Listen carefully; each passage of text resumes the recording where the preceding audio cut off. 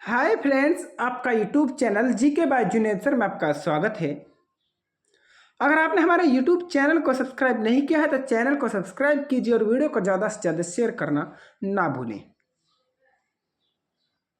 ठीक है, तो ये क्लास आपके लिए हर एग्ज़ाम के लिए लाभदायक होने वाली है। चाहे आपका आरआरबी ग्रुप डी हो, चाहे हरियाणा ग्रुप डी हो, चाहे राजस्थान चतुर्थ श्रेणी हो, चाहे आपका हरियाणा पुलिस हो, चाहे राजस्थान पुलिस हो, जितने भी एग्ज़ाम हैं वो सभी के लिए क्लास आपके लिए लाभदायक होने वाली है। ठीक है, दिल्ली पुलिस हो, सभी के लिए। और प्रीवियस ईयर क्वेश्चन है, सीजीएल सीएचएसएल सभी के लिए, और ये सारे प्रीवियस ईयर क्वेश्चन है भाई, और यही से क्वेश्चन आपसे पूछे जाते हैं भाई। तो चलिए फ्रेंड्स, चैनल सब्सक्राइब करना, वीडियो को लाइक जरूर करें। ठीक है, और कमेंट अंत तक बने रहना है और बताना है फ्रेंड्स आपको अंत में जाकर वीडियो कैसी लगी, और कमेंट में जरूर बताना है। ठीक है फ्रेंड्स, चलिए भाई, और आप किस किस एग्जाम की तैयारी कर रहे हैं वे भी कमेंट में बताइए भाई। अगर आप दिल्ली पुलिस के प्रीवियस ईयर क्वेश्चन भी चाहते हैं तो आप हमें कमेंट कर सकते हो। हम आपके लिए दिल्ली पुलिस की प्रीवियस ईयर ठीक है करा देंगे, बिल्कुल ज़बरदस्त तरीके से भाई, सारे प्रीवियस ईयर पेपर भी करा देंगे। तो चलिए हम कराएंगे दक्षिण भारतीय राजवंश। पहला प्रश्न ये रहा आपके सामने, मैं आपको बता देता हूं। यहां चलिए, चोल प्रशासन में खालिस्तान गांव में सदन होती थी जो मुख्य रूप से ब्राह्मणों द्वारा बसाई गई थी। तो वह सभा होती थी, क्या होती थी? सभा आ जाएगी। चलिए आगे, जो थोड़ा सा इंपॉर्टेंट लगेगा मैं वहां पर इसका ये जो सार दे रखा है उनको भी मैं समझाने की कोशिश करूंगा। सभा और दो प्रकार की ग्राम सभाओं का उल्लेख निम्नलिखित में से किस राजवंश में है? तो चोल वंश में है भाई। यहाँ पर अरबों का आक्रमण, सारे जितने भी हैं ठीक है, सारे सिस्टम क्रमवार चलते चलेंगे भाई। ठीक है, बाउंड जाएगा भाई, इसे राइट आंसर हो किसका। देखिए फिर हम राजपूत का काल सारे करेंगे, तो सारे काल है हमारे पास। चलिए आगे, ये रहा हमारे पास सीमावर्ती राजवंश और पाल सेन, कश्मीर या कामरूप। ठीक है, तो इसको हम करेंगे भाई, सारे प्रीवियस क्वेश्चन में भाई। प्रसिद्ध कवि और नाटककार राजशेखर निम्नलिखित में से किस प्रतिहार राजा के दरबार में दरबारी कवि थे भाई? तो हमारे महेंद्र पाल के हो जाएंगे, तो हमारा बी राइट आंसर हो जाएगा महेंद्र पाल। चलिए आगे, ये जबरदस्त क्वेश्चन है, आप इस पर इंपॉर्टेंट लिख लो भाई, इसके बारे में बताएंगे हम आपको डिटेल से। ठीक है, इंपॉर्टेंट क्वेश्चन है भाई। निम्नलिखित में से किस विश्वविद्यालय की स्थापना पाल ने की थी? विक्रमशिला की थी। तो किसने की थी? विक्रमशिला की थी पाल ने भाई। तो इसका राइट आंसर बी हो जाएगा, बी। अब इसकी डिटेल देखिए, पहले आप पूरी डिटेल के साथ पढ़ना है इसको। ठीक है, ये बहुत इंपॉर्टेंट है भाई, इसकी डिटेल देख लेना, एक नंबर यहाँ से पक्का नहीं। बिहार प्रांत के भागलपुर जिले में स्थित विक्रमशिला विश्वविद्यालय एक अंतर्राष्ट्रीय ख्याति का शिक्षा केंद्र रहा है भाई। इसकी स्थापना पाल शासक धर्मपाल ने 775 से 800 ईस्वी ने करवाई थी भाई, इसी में करवाई थी भाई। धर्मपाल के उत्तराधिकारी 13वीं शताब्दी तक इसे राजकीय संरक्षण प्रदान करते रहे, और परिणाम स्वरूप विक्रमशिला लगभग 4 शताब्दियों से भी अधिक समय तक अंतर्राष्ट्रीय ख्याति का विश्वविद्यालय बना रहा। ठीक है, तो चलिए आगे देखते हैं।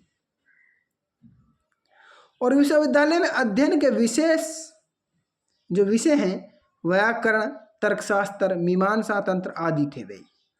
मुस्लिम आक्रमणकारी बख्तियार खिलजी ने 1193 के आसपास इसे नष्ट कर दिया, और वर्तमान में विश्वविद्यालय के भग्नावशेष बचे हुए हैं भाई। ठीक है, तो चलिए भाई,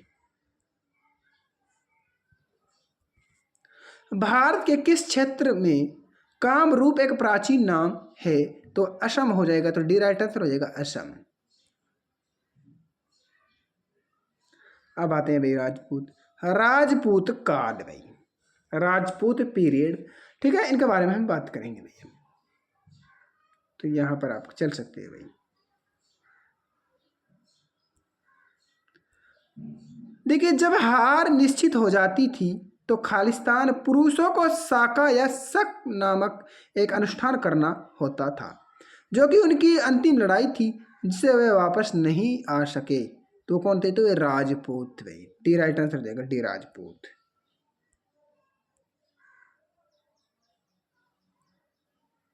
यहां पर बताइए आप, निम्नलिखित में से कौन प्रतिहार वंश के महानतम शासक थे? तो मिहिर भोज थे। कौन थे? तो मिहिर भोज थे। सी राइट आंसर आपका हो जाएगा भाई।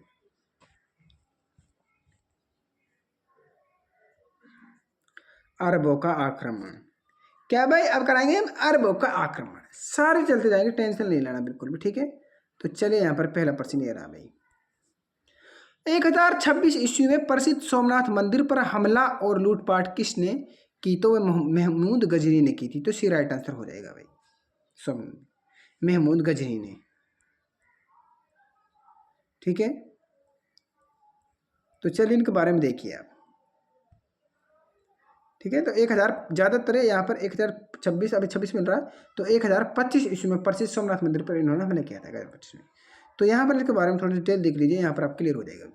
महमूद गजनी यामनी वंश के तुर्क सरदार गजनी के शासन सुबुक्तगीन का पुत्र था, जिसने भारत पर 17 बार आक्रमण किया था भाई गजनी ने।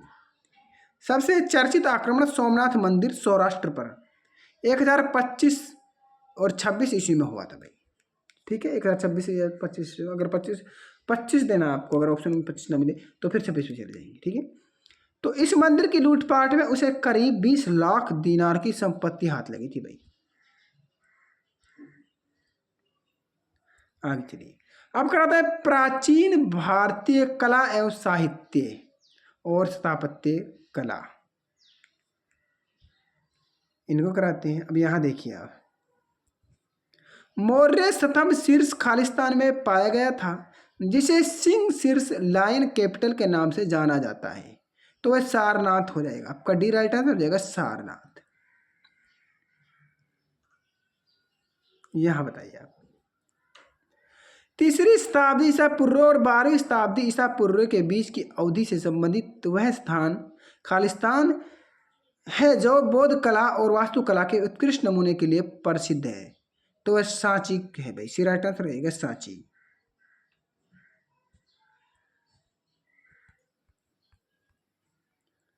तो चलिए भाई, तो सांची हो जाएगा उसका।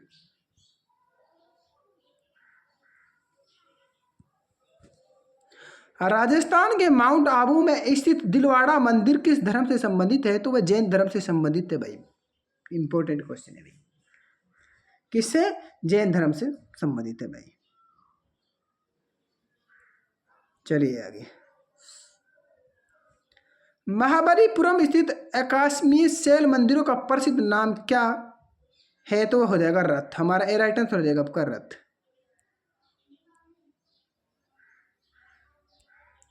कंबोडिया में स्थित अंकोर वाट का सुप्रसिद्ध विष्णु मंदिर किसने बनवाया था? तो सूर्यवर्मन सेकंड ने बनवाया था भाई।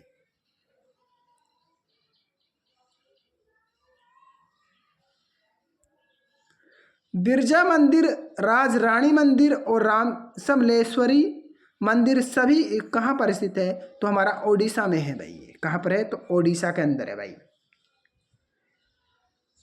ओडिशा में है भाई। एक हमारा यहाँ पर कोणार्क का सूर्य मंदिर जो पूरे विश्व में प्रसिद्ध है भाई, ठीक है। देखिए ओडिशा के अन्य मंदिरों में पुरी का जगन्नाथ मंदिर और कोणार्क का सूर्य मंदिर पूरे विश्व में प्रसिद्ध है भाई ये मंदिर।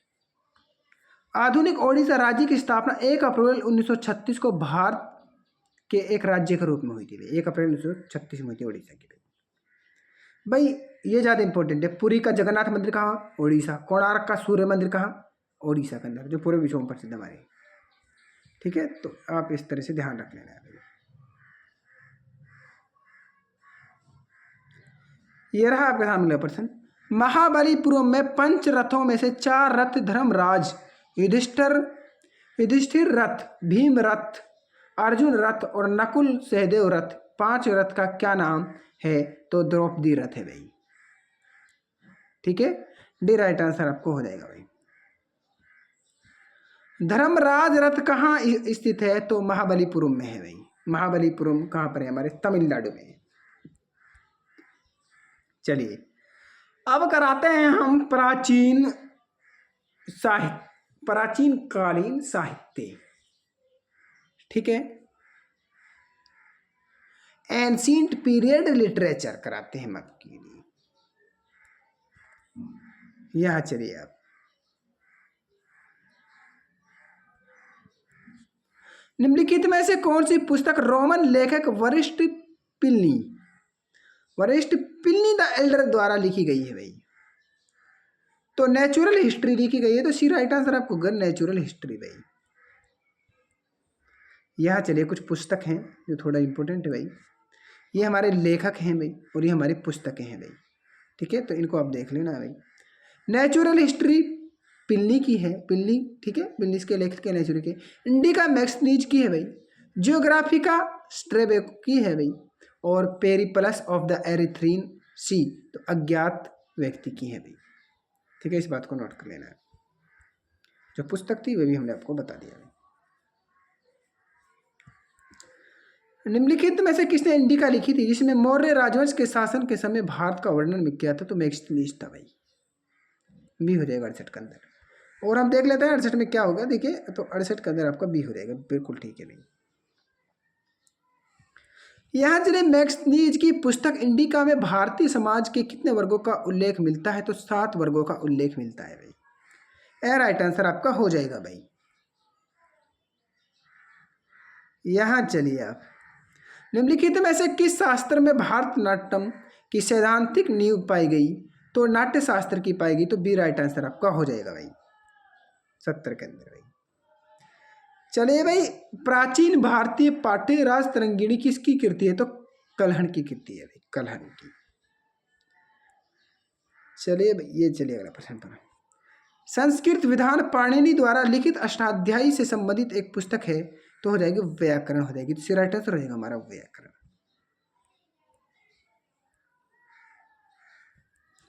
प्राचीन भारत के निम्नलिखित में से किस ऋषि ने मीमांसा सूत्र लिखा था? तो जेमिनी ने लिखा था भाई, जेमिनी ने।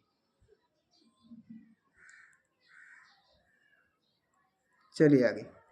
ठीक है, तो जबरदस्त क्वेश्चन है भाई आपके लिए। ये बहुत इंपॉर्टेंट है भाई, इंपॉर्टेंट क्वेश्चन है सारे। सी यू की या the records of the western world का लेखक कौन था? तो हो जाएगा हेनसोंग था। तो हमारा डी राइट आंसर हो जाएगा हेनसोंग था भाई। जिसने हमारी पिछले 50 क्वेश्चन नहीं देखे तो वे भी जाकर देख सकते हैं हिस्ट्री से भाई। प्राचीन भारत में चिकित्सा के क्षेत्र में निम्नलिखित में से किसका महत्वपूर्ण योगदान रहा? तो चरक का रहा था। तो सी राइट आंसर हो जाएगा चरक। इन्होंने चरक संहिता नामक ग्रंथ की रचना की थी भाई, चरक। अर्थशास्त्र खालिस्तान ने लिखा था। तो वह चाणक्य ने लिखा था अर्थशास्त्र भाई।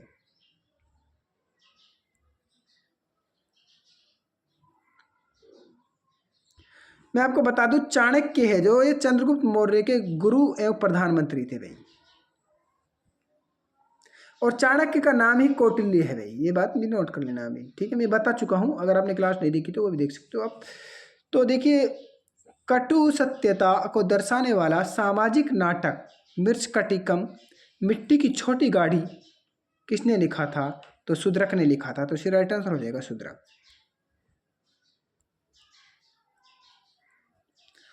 अब कराएंगे चित्रकला मतलब पेंटिंग भाई।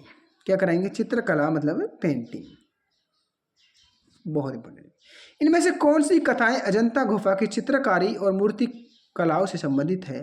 तो हमारा जातक कथाएं हो जाएंगी भाई, जातक कथाएं। और ये हरियाणा सिटी के अंदर भी यहीं से अजंता की गुफाओं से क्वेश्चन आया था भाई। चलिए यहाँ से हम आपको बता देते हैं, इसके बारे में डिटेल देखिए भाई। अजंता गुफा औरंगाबाद महाराष्ट्र है कि चित्रकारी और मूर्ति कला से जातक कथाएं संबंधित है भाई। जातक कथाएं भगवान बुद्ध के पूर्व मतलब पहले जन्मों की कथाएं हैं। इन कथाओं से मनोरंजन के माध्यम से नीति और धर्म को समझने का प्रयास किया गया है। आगे चलिए। जातक खुद्दक निकाय का 10वां प्रसिद्ध ग्रंथ है। इसे 1983 में यूनेस्को की विश्व धरोहर सूची में सम्मिलित मतलब शामिल किया गया। अजंता की गुफाओं में कुल 29 गुफाएं हैं, जिसमें से 25 को विहार तथा 4 को चैत्य हैं भाई। 25, ठीक है। तो इस तरह से आपको नोट कर लेना भाई। 78 क्वेश्चन, 79 क्वेश्चन रहा आपका। ठीक है, अब है विविध। विविध कराते हैं भैया हम आपके लिए, विविध भी बहुत इंपॉर्टेंट है। निम्नलिखित में से कौन सा वर्ण धर्मसूत्रों और धर्मशास्त्रों द्वारा निर्धारित नियमों के अनुसार प्राचीन भारत में लोगों की रक्षा और न्याय के प्रशासन के लिए जिम्मेदार थी? तो क्षत्रिय हो जाएगा, क्षत्रिय। बी राइट आंसर होगा क्षत्रिय। सो क्वेश्चन करेंगे, टेंशन नहीं है बिल्कुल भी। ठीक है, 14वें दलाई लामा खालिस्तान में रहते हैं, तो धर्मशाला में रहते हैं भाई।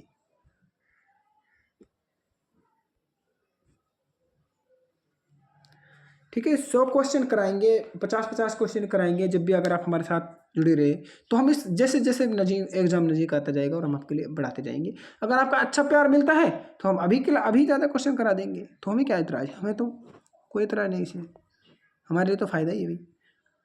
कोलथुनाडु, वेल्लुनाड और थेक्कुमकुर भारत के किस राज्य में प्राचीन काल के अल्पकालिक राज्य थे?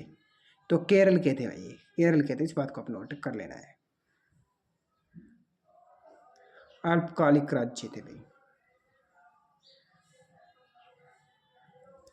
निम्नलिखित में से कौन सा प्राचीन भारत में राजाओं द्वारा अपने पद स्थापित करने के लिए किया जाने वाला एक प्रकार का बलिदान नहीं था? तो वह कौन सा नहीं था? बी राइट आंसर आपको हो जाएगा भाई, मुवेंदुवेलन। तो बी राइट आंसर आपको हो जाएगा। देखिए क्वेश्चन आपके अजीब भी है भाई। तो देखिए हम यहाँ पर, ये तो आपके कितने क्वेश्चन हो चुके हैं भाई? 85 क्वेश्चन हो चुके हैं। तो ये रहा आपके मध्यकालीन इतिहास। इसको हम आपको कैद कराएंगे तो अगली क्लास में कराएंगे फ्रेंड्स। जब तो मेरा उद्देश्य था 100 कराएं, लेकिन ऐसा करेंगे हम मध्यकालीन इतिहास सारे एक एक उसमें निपटाते चलेंगे भाई। मध्य क्लास को हम एक ही इसमें निपटा देंगे, गुलाम वंश, दिल्ली सल्तनत है, सारे के बारे में हम बिल्कुल चर्चा चलेंगे। तो मिलते हैं अगली वीडियो में। धन्यवाद फ्रेंड्स, चैनल सब्सक्राइब करना और वीडियो को ज़्यादा से ज़्यादा शेयर करना ना भूलें।